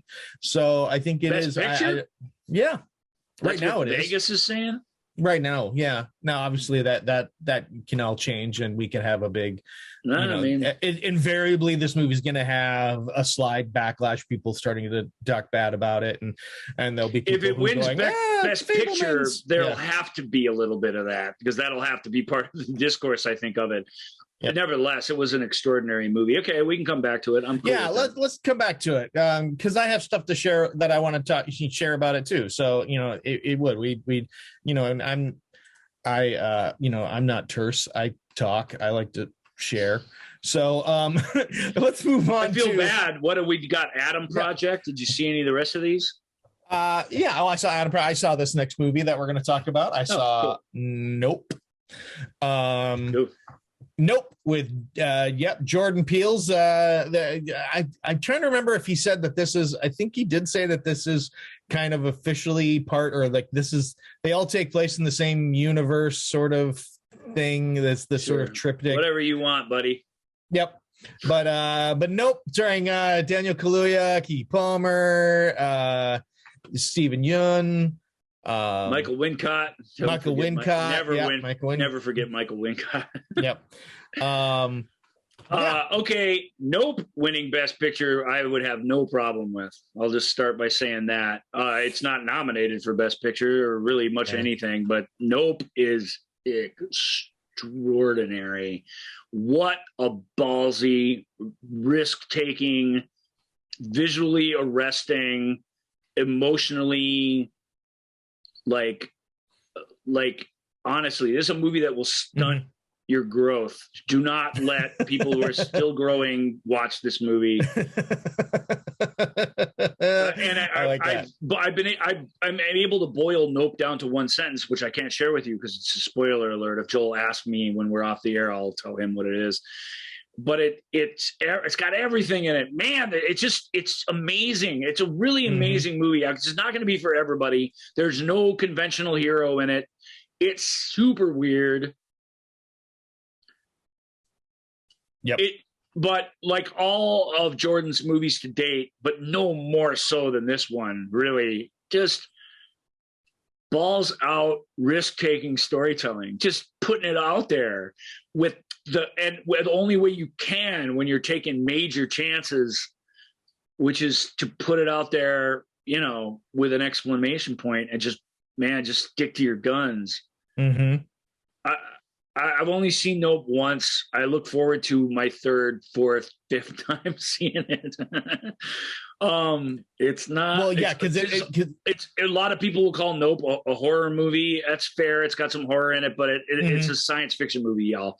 And it sidesteps all of the problems. Like a conventional Outer Limits episode, we just talked about it, would be the Olivia Wilde piece. This is the same, and yet it knows it's not good enough to have one good idea. You need like 6 to get you to the end of an actual cinema piece. And it nails it. The action is bonkers. The character motivations are almost indecipherable. And when you do connect with them in a strange way, it's kind of amazing. Just the way it begins, its first few minutes is one of the most involving, crazy first couple minutes of a movie I think I've ever seen. So I can't, you know, I didn't love Us, the weird movie with the weird people that look like us in it, but I enjoyed it, but I didn't love it like I love Nope. And I really, obviously, we were all sort of blown away by Get Out, but even Get Out, like the last hour of it's just stabby and boring and conventional in every way imaginable. I think that's the movie. I've always said, I think that's the movie they thought they were making. I think when they ended up making something that was elevated well beyond that, they had no place to go except back into a sort of, you know, horror like revenge kind of thing, which it works on that level, but it's that flaw. It's a major flaw of that film, which is otherwise super important. This film is too weird to connect with us, and it doesn't have it's got a flavor of it, but it doesn't have a social relevance to it like something like Get Out has. But that's also what's so great about it. You to really show that you're a master storyteller, you do need to take a step away from that and really, you know, show us what you can do when you're just about the thing you're about. Yeah. I can't say enough good things about Nope. Nope's incredible. I really love incredible ride. You're required to watch it. Truly. Nope it's really terrific. It is not I mean, it has these great moments of excitement and action and stuff like that, but it's I don't want to use slow, but it takes its time. It's not so much slow as it just leaves you in the weeds for a long time not knowing what the hell is going on, and that's super unusual for a movie. And it's you know, when it's engaging, and it's engaging where you're like, you don't like that feeling of not knowing, you know. So, and you know, we are a culture where we are used to just having you told me where I'm at, and you're spoon fed the plot, and you never have that. And to me, that was a big part of Nope was Jordan Peele going, no, you're not going to know, and you're going to feel really uncomfortable with it, and you're just going to have to sit with that for a while. That's the film's greatest trick, that deep inside unease that you feel as you're sitting through the first hour and change of it, and that feeling evolves, but it never really goes away all the way till the closing credits. So bravo, maestro. I just can't say enough good things about that one. I'm amazed by it. It was cool. All right, next up. So that's our final in science fiction. Now we're going to move to fantasy. We all like a nice fantasy, don't we? I love fantasy. That's when I read books, I tend to go to fantasy more than any other category. And I do love a good fantasy flick. I love the world building. That being said, sidebar real quick, I finished the Willow series on Disney Plus. Yeah. I very much look forward to talking with you about that. I'm still sorting through my feelings about that. It wasn't just like, oh, unbridled joy, I'm back in the world of Willow. We'll need to chat about that at some point. We got a few things to unpack here, folks, with the Willow show.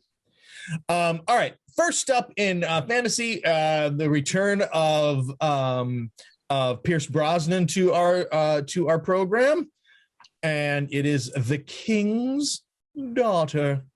This film was made like back in 1987 or something, and just finally got released this past January dumping ground. Filmed in 2014. Yeah. 2014, 8 years. Yeah, it's been on my radar for a while because it's been sitting around, but that's a long time. I mean, at that point, why does it even ever come out? I don't know. Right. It's not very good either. So I like Kaya Scodelario or whatever her name is. Scodelario.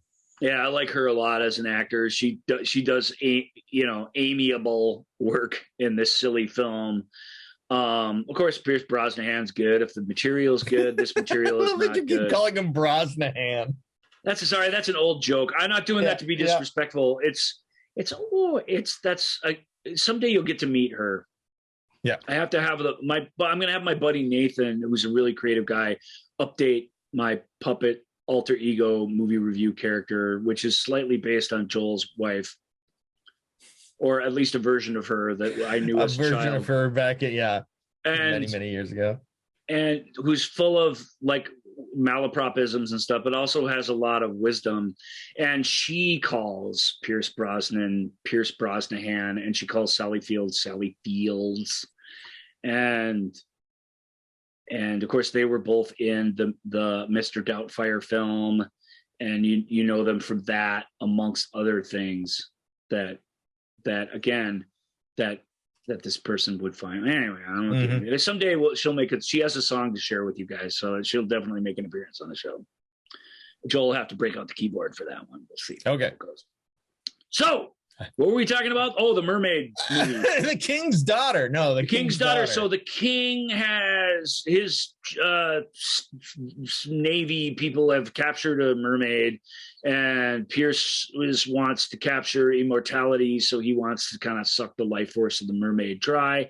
He doesn't want to do this in a mean way. He doesn't see the mermaid as a person, but his daughter maybe does, and there's a good-looking soldier type guy, I want to say, and he's got his opinions, and maybe they fall in love. Blah, blah, blah. It's a really, really pretty. It's a really pretty movie, but you can see why it's like, what are you guys?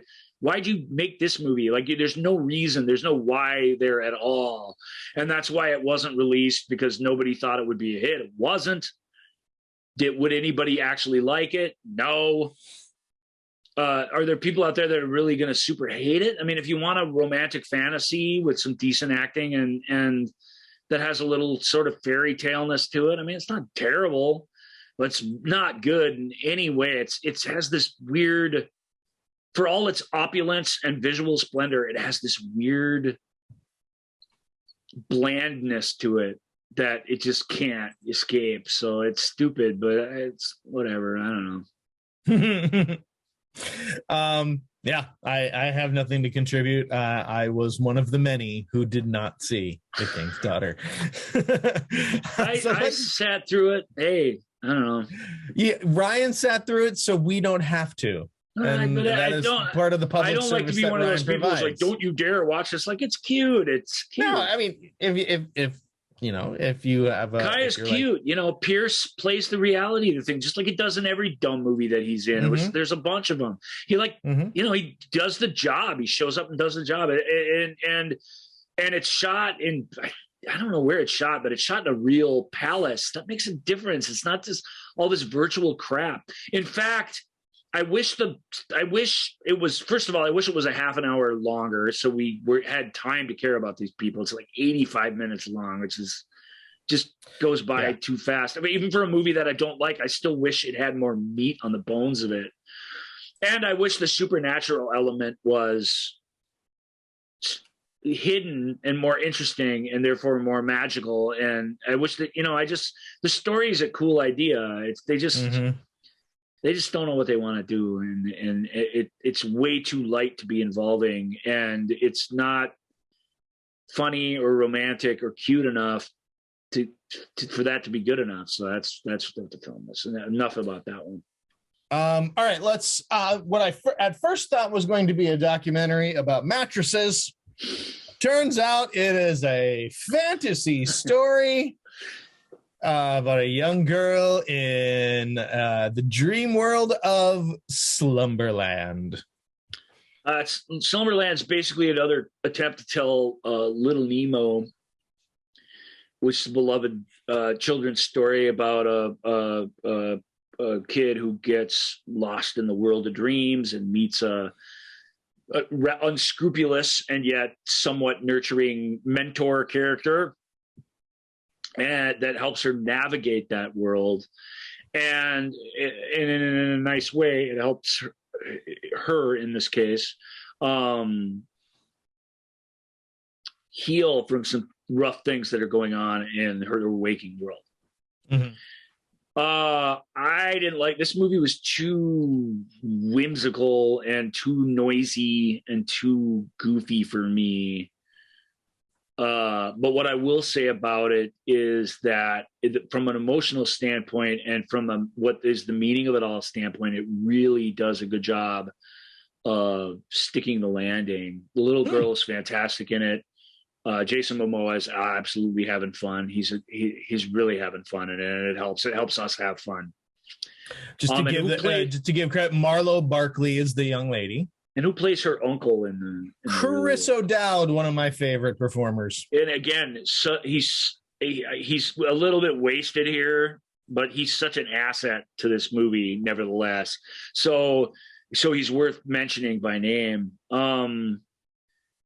It's a silly children's movie, but and I wasn't liking it until I did. That's a neat trick. Yeah. Whimsy is often like that. I mean, at least I find as an adult, whimsy and that sort of fantastical fantasy in a movie like this where you discover a new world and everything. It's like that until this wasn't released in theaters. It's a Netflix exclusive. Yep. It was dumped at the holidays. The holidays were a good time for a film like this to thrive. Some people liked it. Some people didn't like it. People talked about it a little bit, and then it's poof. It's like wasn't there. It's a massive film. I mean, the CG in the film, it's huge. It's this huge fantasy movie that back in its day would have had to been in the theater to justify its expense. And now these things just get sort of down and it's weird. I don't go to the theater anymore. So why am I all like pro theater? But I just feel like I'm not so much that as I'm pro like movie lifestyle cycle, that's really what's been lost is that they just come and go so quickly and they're dismissed so quickly. So this movie deserves better than that for sure. And again, if the things I've described to you excite you, you should definitely check it out because it's accomplished. I can't remember the guy who made it, but he's made some other big stuff. He's got a Francis Lawrence. Yeah, Francis Lawrence, who who made the Hunger Games sequels. Hunger Games. You know what? And that's Sparrow and I Am Legend. I'm glad I mentioned Francis's name because the best review I read of this was Francis Lawrence. In Slumberland, Francis Lawrence goes down in flames, trying something new, where everyone else seems content to go down in flames doing the same old thing. And so, not a positive review, but that little acknowledgement that, look at this guy, Water for Elephants. Yeah, I mean, that's a disparate group of films where this is a dude with a ton of talent who can handle big scale stuff, who keeps trying the next thing. And we have settled in the last 6-7 years into this is what stuff is. And sometimes we're good, sometimes we're ill, but we definitely have settled. And he's a dude who's not doing that. Good for him. Good for him. Well, cool. All right. Tell me about George Miller's latest, this Aladdin for adults type story, 3,000 Years of Longing. A scholar who no longer believes in love, played by Tilda Swinton, on a lecture tour in a foreign land, comes across a lamp in a secondhand store that she buys, and when certain events come together, including it's more complicated than this, but that also includes the rubbing of the lamp. Idris Elba appears to her as a larger than life, I would say 6 or 7 times larger than life in his first appearance in her tiny hotel room. Before he goes, oh, I should probably just scale this back to your size while we're having these conversations. Mm-hmm. It's a fascinating movie. I deeply regret because Miller, intended to shoot it in Istanbul and it was gonna give it. I don't think it was going to be like a big outdoor spectacle or anything. It's a very intimate movie, the relationship between a very intellectual and yet somewhat damaged lady and a magical slave who has waited centuries for freedom. I mean, that's great stuff. And we talked about like how a high concept can get you to a different place emotionally, or a familiar place emotionally in a very engaging path because of what its ideas are. This is very much like that. I don't think this is a weird film that I don't know it's going to satisfy people. I don't think it's going to satisfy people really looking for romance, because the romance is there, but it's very, very complicated. Mm-hmm. But it the way it honors the old stories, and the way it's seen through the eyes of Tilda's so good. The way it's seen through the eyes of an intellectual, I can't stress that, the importance of that. She even says she doesn't want to make any wishes. She knows these stories better than anybody. She's like, every damn story where you make a wish, everything goes to hell. It's like, so no, thank you. Is basically what she says. So right from the get-go, it's just a totally different kind of take on this mythos. Idris, just listening to his voice, I mean, he's great in the role, and he's great. He tells sort of the story through 3 tales. He tells his story of where he almost achieved what his dream is, to not be a slave to the lamp, and yeah, and how he honors his mission and everything. Like, he's very persuasive in getting her to engage with him, because he's been in this thing for several hundred years, and before that it was like 1,000 years, and before that it was whatever.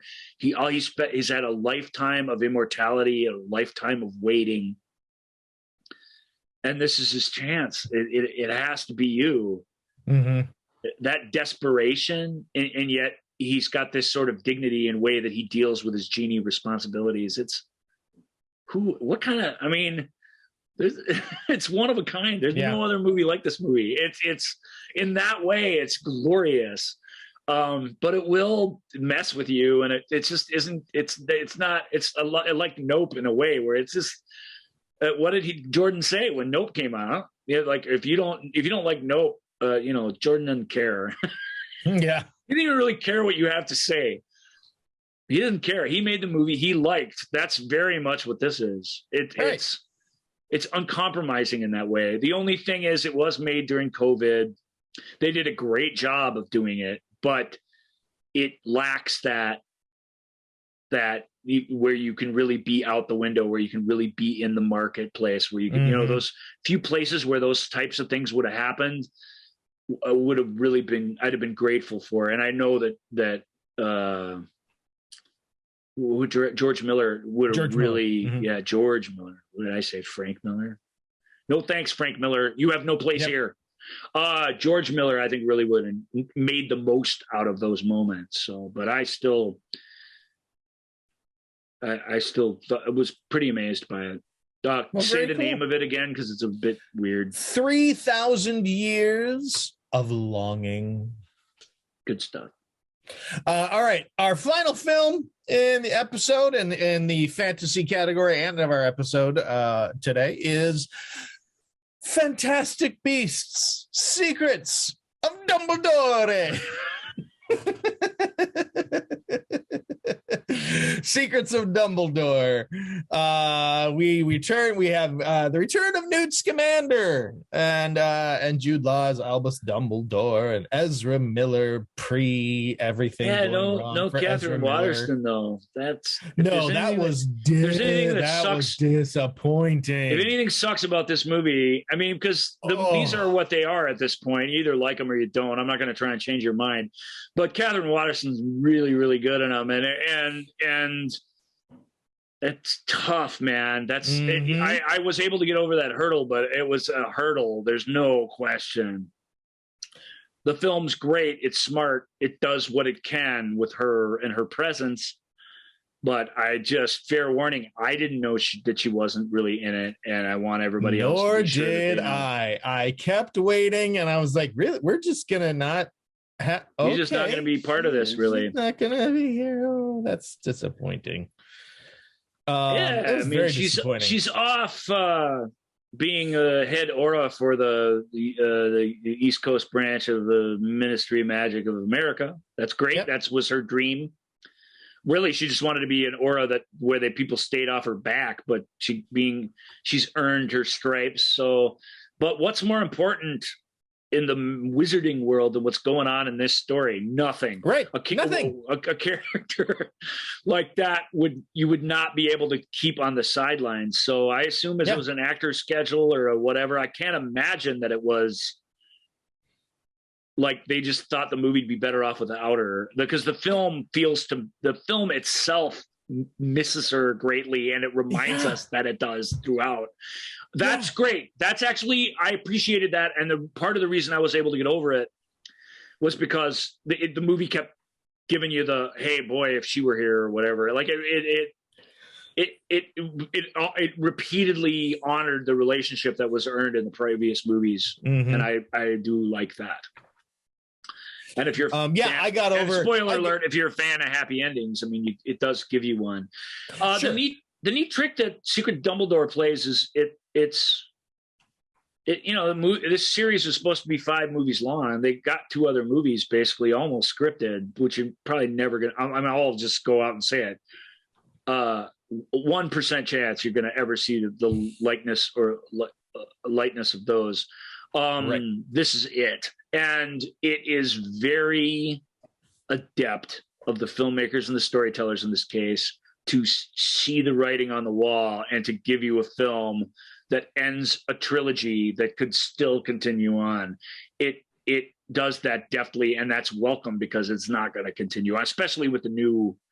It had a shot, because these films, while disappointing compared to Harry Potter type dollars, do very well internationally. They do very well on home video. Like they make their money, and there was the most streamed movie, one of the most streamed movies of the year when it hit streaming. So people stayed out of the theaters, but I don't know. I think millennials or whatever that grew up with Harry, I think they don't go to the theater, but really did want to see how this thing wrapped itself up.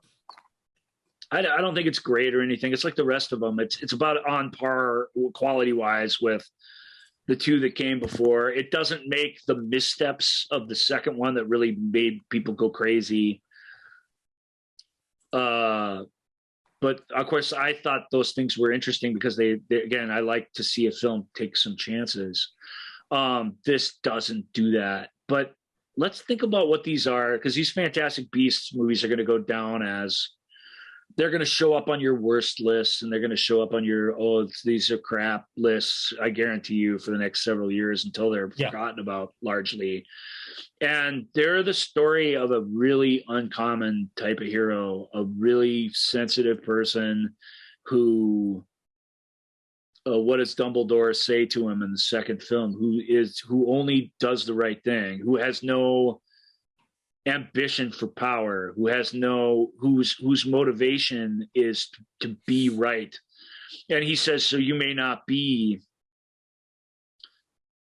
the superhero guy who could solve our problems or duke it out for us, but you need to be on the case, man, because you more than anyone I've ever known, it has the capacity for that, and has their eye on the ball of righteousness at all times. This is a very neat speech, and that's the kind of character it is.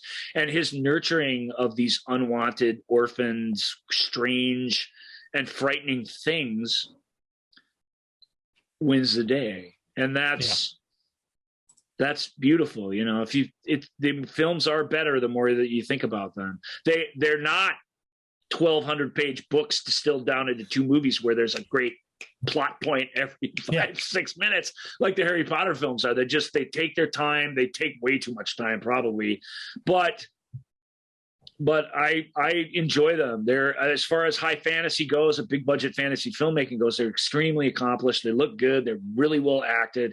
There certainly are plenty of interesting twists and surprises in it. And there's a lot of heart to them. So, and the lessons of the Potter franchise, that is the main one, really, in my opinion. You just can't judge a book by its cover. You can't. Your first impression of something could not only be wrong, but it's certainly going to be oversimplified, and it might be the opposite of the truth altogether. Right. I like learning those throughout that series, and this film even has an even more sort of spiritual take on that same idea that I also admire, and it's entertaining. I was very entertained by it. The action scenes are fun. The little gathering on the train, and everybody's got their own mission, and we're got to do this. And that neat challenge of, how do you fight a bad guy who can see the future? That's a tough, that's fun. That's a Superman dilemma, right? What are we going to come up for Superman this time? He's effing Superman. What a pain in the ass. You really got to throw a lot at him before he's challenged. And this challenge is major, and their solution for it is clever and chaotic and fun. And so that's my take. It's good. It's a good, it's a good ride. All right. I think that's a great place to leave it. No, we're over time anyway. Yeah. There's nothing really much more I can say. It's Secrets of Dumbledore. Either you're going to see it because you love the world of Harry Potter, or you're not because you don't, and whatever. And it's fine. We are divided up into 3 groups. People who love Harry Potter but hate these because they're not Harry Potter, or people who have an open mind but hate these because of whatever reason. It is about 2/3 of negativity out there, or those that have an open mind and actually enjoy them. It's interesting that we both fall into that category, but for me, it's counter programming. As far as big budget entertainment goes, it is counter programming to the loud, super fast moving, fast talking stuff that almost everything else is these days. I like it in that way. I like that it takes a little time. And we're over. You're right. Leave it there. All right, everybody. You can reach out to us, Facebook page, Instagram, TikTok, all that stuff. And if you're watching on YouTube, give us a like, hit subscribe. And we will look for, we're going to continue talking about, we got more movies to talk about. It's going to be great. Take care, everybody. Bye. Bye, everyone. Thank you for listening to The Movie Show with Joel and Ryan.